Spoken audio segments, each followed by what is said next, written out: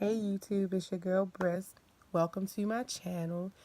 Today I wanted to come to y'all and talk about the whole uproar of the whole surviving R. Kelly situation. Now, R. Kelly has been in the music industry ever since I was in middle school. And for those of you who don't know what middle school is, it's you have elementary, you have middle, and then you have high school. So elementary goes up to the 5th grade, middle school was the 6th through the 8th grade, and then high school started 9th through 12th. So in the state of Maryland, that's what we have. And I am from Baltimore. So when I was in my 8th grade year, I remember R. Kelly had a song. Um, he was out before my 8th grade year. I remember hearing songs when I was in middle school period. R. Kelly was very popular, and we because it was the popular songs at the time, we listened to it, and we were, like I said, we were in middle school. Really had no business listening to that type of music, but we did, and I was an R. Kelly fan. And then I remember when I was in high school, Aaliyah came out. When I hit ninth grade, Aaliyah came out, and she came out with um, I believe the popular song at the time was "Age Ain't Nothing But a Number," and R. Kelly wrote that song. And then when she came out and she became, popular, then it started being rumored that her and R. Kelly were married. And I was like, they can't be married. She's young. And at the time she was 15. People talked about it. Then you didn't hear anything else of it anymore. So in one ear, out the other. Then I remember a couple of years down the line, there started to be rumors of R. Kelly sleeping with underage girls as young as 14. And then another time, a sex tape came out, which happened to have, or allegedly, the girl in the video was Sparkle's niece. And he urinated on the girl. I watched the first 3 episodes with my best friend on Friday, and then I came home. And when my boyfriend got off of work, him and I watched it together. We watched the rest of the episodes together. And it's just crazy how this man just preyed on these young girls the way that he did. And when I first seen the previews for this documentary or this docu-series, I was like, man, this man went to court years ago about this, and he was found not guilty of all these charges that they were accusing him of. And I was confused as to why they were still bringing this whole situation up. So, of course, I wanted to watch it and everything. And at the very beginning, I felt like, people only do what you allow them to do. And, after watching the series, I feel really bad for those women who were manipulated, who were sexually abused, who were physically abused. And no one should be treated like that. You had a lot of these girls who looked up to him and who were young and felt that, who were young and talented and felt like R. Kelly could take them to where they wanted to be, as far as in their career. This man took that and he manipulated them. And instead of giving them or helping them get to where they wanted to be, he took their innocence from them and he preyed on them. You know, I'm just really baffled And it's heartbreaking that, you know, this man used his celebrity status to get what he wanted from out of these girls. And how they said, like, I remember them saying that he used to have them in a house, and they would all be in a room, and you would have to knock. You had to get permission to leave him out the room. You had to get permission to eat. I remember that one of the girls was saying that he told her that you're not to look at anybody. The only person you're to look at is me. What person, what, who does things like that? I just feel so bad because I'm sorry, and I'm not discrediting anybody. Me personally, nobody can force me to do anything that I don't want to do. I'm going to fight to the end. And I'm so happy for those women who walked away from that situation, who woke up from out of that situation and realized that this is not the way that they want to live, and this is not the way that you're supposed to be treated. And I'm pretty sure that man was telling these women that he loved them and all the things he was giving them, you know, he was giving them hope and, feeding off of their dreams, and he was just really robbing them. And then, you know, I was a little confused as far as Andrea Kelly's situation and the whole part that she played in it, because back in 2012, when some more allegations had came up about R. Kelly, Andrea Kelly had put out a video, you know, riding for her husband. And if I'm not mistaken, I think she filed for divorce in 2009. And then she went on to make a video saying that the rumors weren't true and he wasn't sleeping with underage women and stuff like that. She was really taking up for him. And then, then this docuseries comes out and she's crying and she's talking about how he abused her and how she never seen any other women, but she did know that he was, dealing with other women and stuff like that, and how she also had to knock and bang to get permission to leave him out of rooms and stuff. I didn't understand that. But after watching it, and even with me being the woman that I am, I know sometimes we do things that might not make sense and that people don't understand. But I also know that sometimes we have to speak our truth because it tends to weigh down on you. And I feel like she just had to get that off of her chest because she dealt with it so long and she just had to get it off her chest. And that was her truth. And she had to speak her piece so that she could be at peace with herself.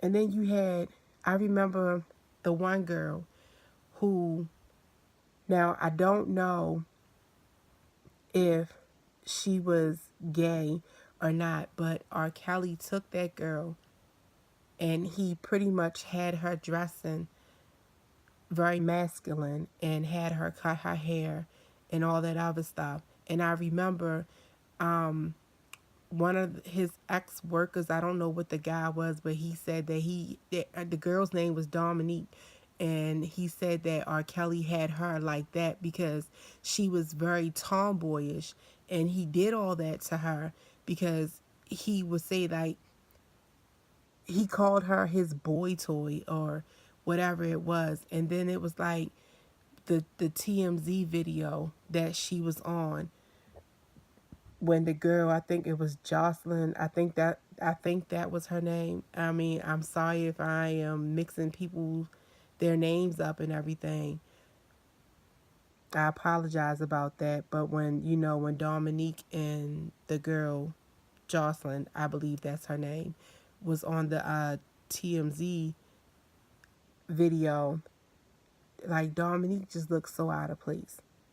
And then, when her mom came to the hotel to get her, I really commend her mother, because her mother stopped at nothing until she got her daughter with her. And then I do know that at the end of the video, it was saying that Dominique left and she went back with R. Kelly again for, I think, 3 days or something like that. And then the young girl, the 17-year-old from Florida, her mother and father, I commend them as well too, because they're not giving up on their children. As parents, you can raise your child the right way. You can do everything right by them. But when they start growing up and making decisions for themselves, they're going to do whatever it is that they want to do. And it's not nothing that you can really do but try to just pray that your child makes good decisions and stuff. All these girls look like they came from loving homes. All these girls look like they were raised right. And you just never know what's going to happen. And I really commend these parents for really not giving up that fight, still sticking out there trying to, get in contact with their children, trying to make sure that their children are good and everything, and still willing to fight to make sure that their children come home.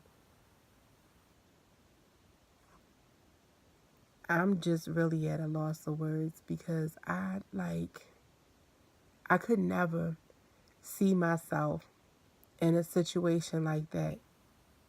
And I do know that sometimes things happen, but I do know that if it were me, I could not be so easy to allow someone to manipulate and control me. People who know me personally know that it is not easy for someone to manipulate or control me. And I just feel so bad for these girls, especially for the ones who are still there. And I just pray that they just wake up one day and just walk away from that situation and just get on the path of the life that they should be living, and just get back to their family and get back to that real love that they need, and see that what this man is doing and what he has been doing is not right. The one girl from Florida, her mother, you see what she said? She said that when she sees him, it's on sight. They went to Chicago to that studio and they banged on the door. They called the police. Man, if that was my child, honey, I'd have slept on that sidewalk.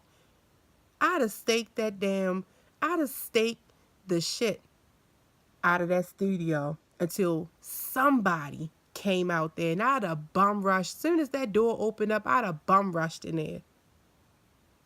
It's not nothing that nobody is going to do to stop me from getting my child and bringing my child. Just for me to lay eyes on my kid and know that my child is fine. I, I'm just really at a loss of words. And I know it might seem like I'm just rambling. It's just so much that I'm taking in right now, because it was just so much. Because then you had the other girl saying that R. Kelly told her that the 14-year-old was actually 16, and I believe she said she was 18 at the time, and that all three of them were having sex together, because in her head, she thought the girl was 16. Now, I know when I was younger, I didn't date guys that were my age. In fact, my first boyfriend was 28 and I was 18.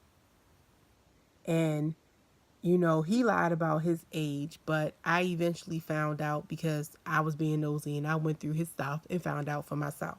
But even after I found out that he was older than me, I still chose to deal with him. You know what I'm saying? And it was because I wanted to do whatever it was that I wanted to do. And I didn't care what my mom or my father had to say. I wanted to be grown and I did what I wanted to do. And that's probably how a lot of these young girls feel. They feel like they're grown, and they feel like they're going to do whatever it is that they want to do, not even realizing that they're being manipulated, because in their head they feel like they're being grown, and they're they're not up under their parents' roof, so therefore they can do whatever it is that they want to do. It's just so much.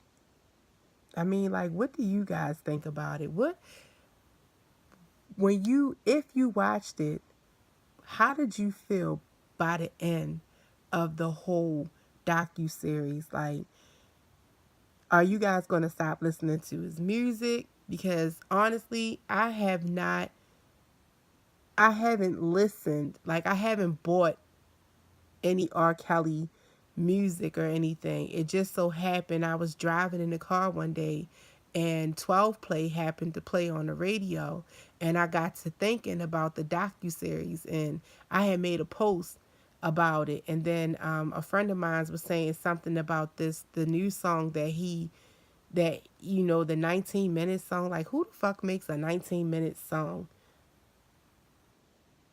And I mean, if you go back and you listen to his music, and you read the lyrics and stuff, he subliminally tells on himself, because there's one song, I think it's called "I Like the Crotch on You," where he says 18 or over or 16 or under.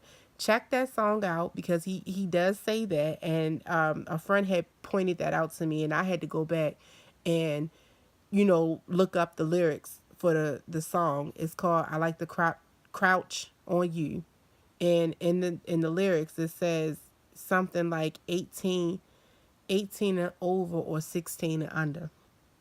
So check that out. And tell me what you guys feel about this whole situation, because this he is a monster and he is no king of R&B to me. Never was.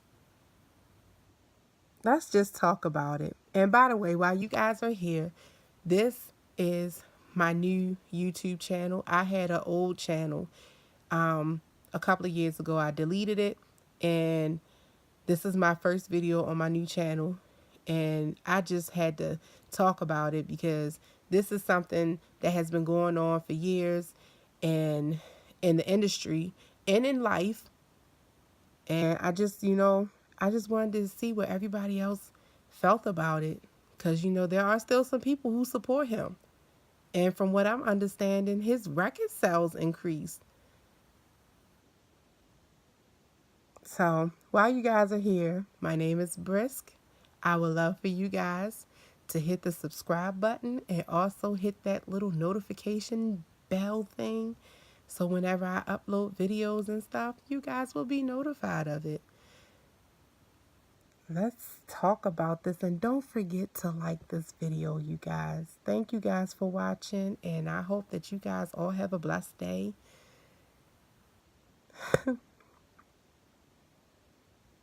I'm going to end this video now. Once again, love you all, and good night.